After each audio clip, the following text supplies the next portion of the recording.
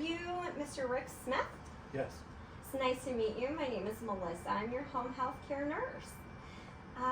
So it looks like you had a fall on the 5th of April. Yes. Can you tell me about that?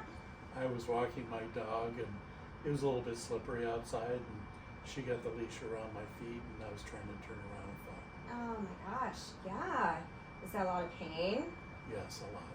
Okay. Looks like you had a right-sided hip fracture. Yes.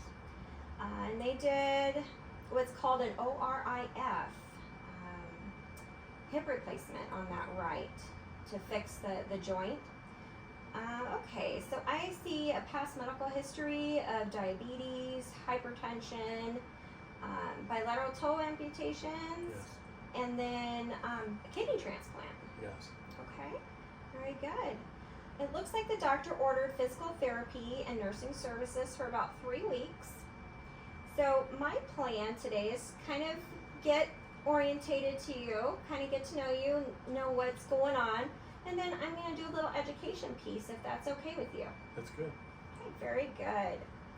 So the first thing is you had that surgery on the right hip.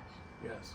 Do you still have those wounds, those incisions? Yes. Are they covered with dressings? Yes, and they itch. Okay, yeah, that's pretty typical with healing. You're going to have that itching sensation.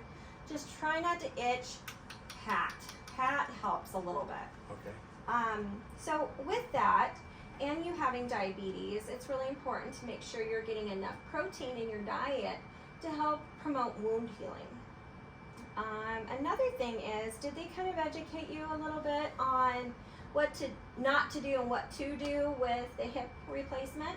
Yeah, they told me not to bend over 90 degrees. Good. And then I had problems that kept, while I was laying in the bed, I'd cross my feet and they said, don't do that. Yeah, that's going to be one thing that you need to make sure that you not do, because it can actually pop that joint out of the hip. Okay. So another thing is, did they get you set up with a toilet seat riser? Yes.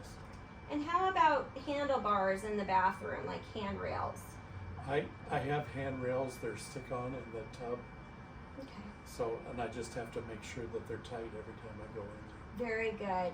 Now I was kind of looking around your home. I don't see any throw rugs around. Did you remove all throw rugs? I didn't have any since it's carpeted. That's good. That's good. That helps. That helps prevent falls. Another thing is just keeping your lights up so you can see, clearing your pathways so you can get through, okay? So overall, it looks like you're all set up. Yes. So another thing I wanted to educate you on is called an incentive spirometer. How do you learn the best? By examples. By examples? Okay, I can do that. Have you seen an incentive spirometer before? I've seen it.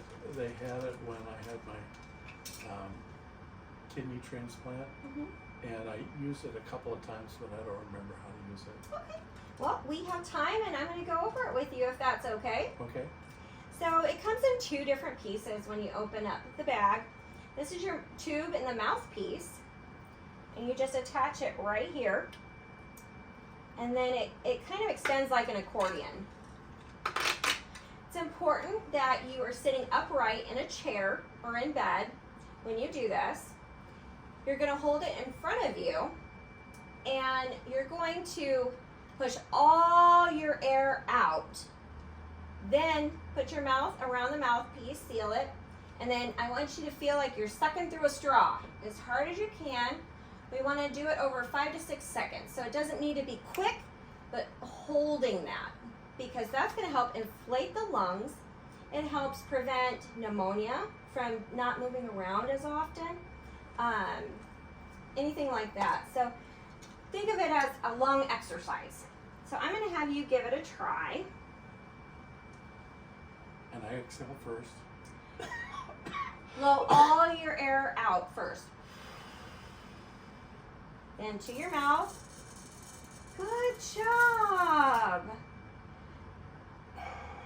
Very good. And I forgot to tell you, it's good to get, a high number on here, but the most important is to have this blue dot in the middle of these 2 arrows. And you actually did really good with that.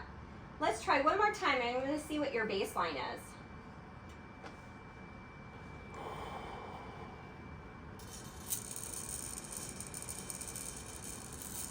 Good, very good. So it's important that you do this about 10 times an hour while you're awake. I know that sounds a little overwhelming, but really if you have it on your end table and just during a commercial that comes on your TV, just take a couple puffs.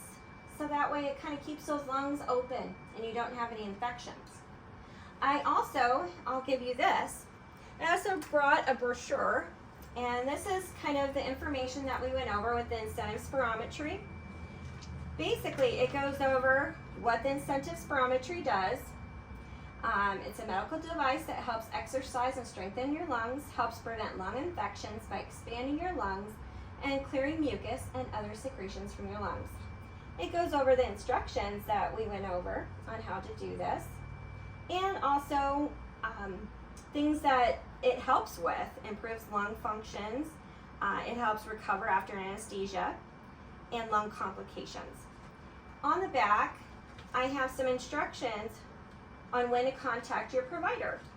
So if you feel dizzy or lightheaded, a fever over 100.4, pain in your legs or chest, severe pain when you take a deep breath, trouble breathing or shortness of breath, coughing up pink or bloody sputum, if you have redness, warmth, foul-smelling drainage at your incision sites, or if you have any other questions or concerns. Here's this for you. Do you have any other questions for me at this time? Yeah, how do I clean this? That's a good question. So I recommend some white vinegar. You let it sit in the white vinegar for a little while, and then rinse it out and let it air dry. Okay, thank you. All right. Well, it was nice to meet you. We'll see you again. Thank you.